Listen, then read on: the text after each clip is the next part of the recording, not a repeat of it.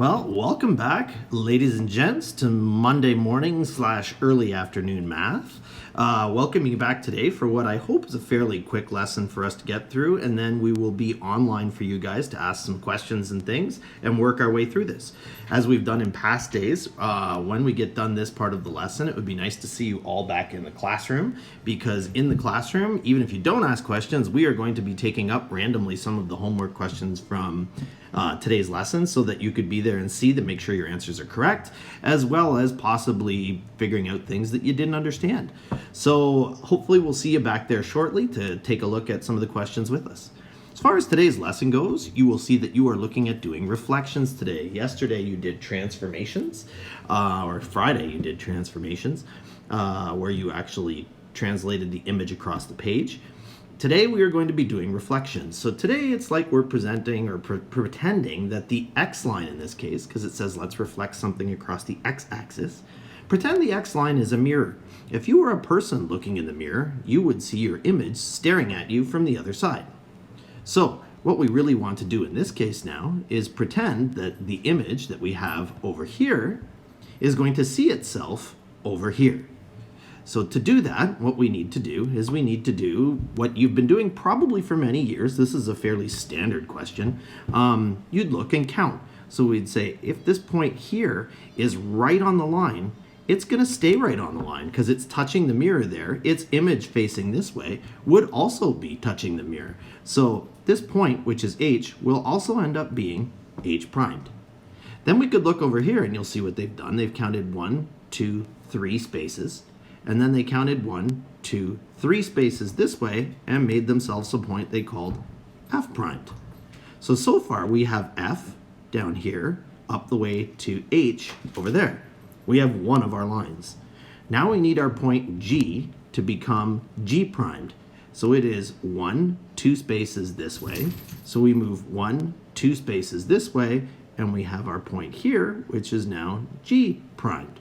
At which point we can add our other lines that connect up the things, and we are finished creating a reflection of triangle FGH and creating F primed, G primed, and H primed on the other side of the X axis. For many of you, you're going to say, this is exactly what I've been doing for the past few years in math. Perhaps in grade 5 you did it. You certainly would have done it in grade 6. So we're going to add a slight bit more of a challenge. As you look at this example, now we are asking you to reflect pentagon DEFGH in the y-axis. Not that the x and y-axis create any more major of a difference, because now we're pretending the mirror is here, and if you were standing looking this way, your image would look back at you this way. However, the opposite is also true. If you were here, you would see an image staring back at you this way. So given that that is the case, that means any point I find over here, I will find on this side, and any points I find over here, I will find on this side. So if that's the case, let's start doing our reflections. So this point H, we'll start with D, okay?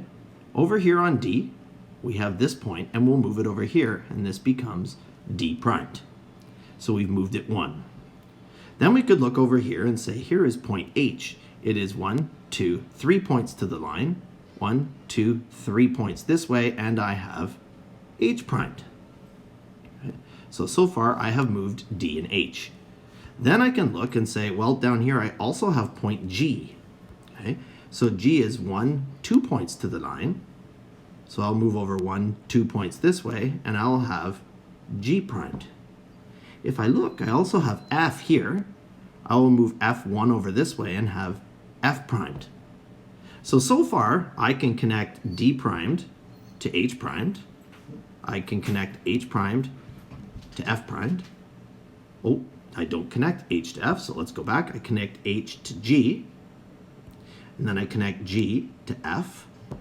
We're missing one point. We have E, and we need E primed. So E is going to stay on this line. It doesn't move anywhere up or down, but it is 1, 2, 3 points from the line. Okay. So we'll move over 1, 2, 3 points on this side, and we'll end up with E primed. Okay. At this point, we can draw our line straight across over to here, and we can draw our line straight up to here, and we end up with our reflection of pentagon DEFGH, and it has been reflected across the y-axis. The points over here become points over here, and the points over here become points over here. And we end up with our full reflection. So what we're going to do now at this point is we're going to move it one step further and say, what if we didn't draw the image on the axes? If we didn't draw the image on the axes, how could we do this without it? So we have an example here for you. So what we're going to do here is take triangle ABC, which is here. Okay? And by looking at that triangle and the points we have labeled here of 2, 4, 7, 4, and 6, 1, first thing we're going to do is reflect it so that A primed, that A, B, C becomes A primed, B primed, and C primed. So what you saw we did is this one, C, was 1 away from the line, so we made it move 1 this way. B was 1, 2, 3, 4 away from the line, we moved it down 1, 2, 3, 4.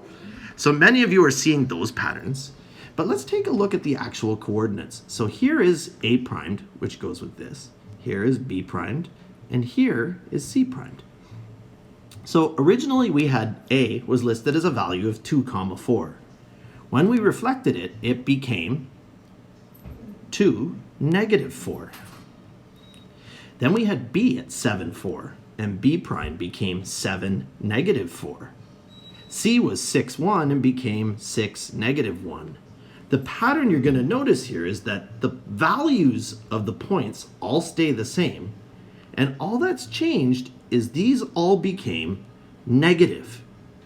So it appears that when you reflect on the x-axis, okay, so when you reflect on x-axis, you change the y value signs.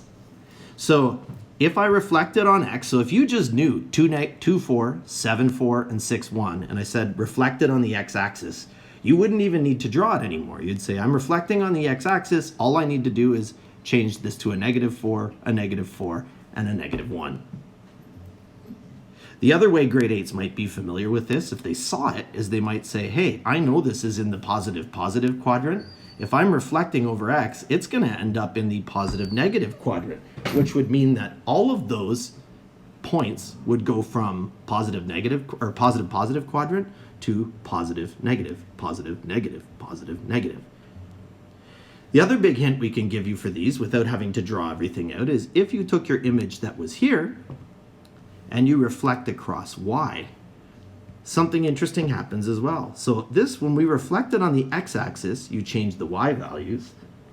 So if I reflect on the y-axis, I will change x values.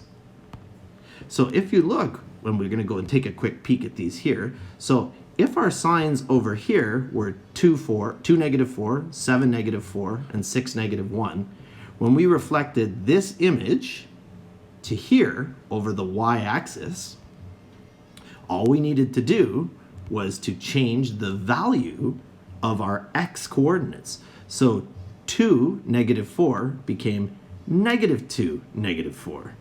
7, -4 became -7, -4. So as you can see, this whole idea of graphing becomes somewhat irrelevant once you know the patterns to reflections. So again, if you reflect on the x-axis, you'll change the sign of the y values. If you reflect on the y-axis, you will change the sign of the x values.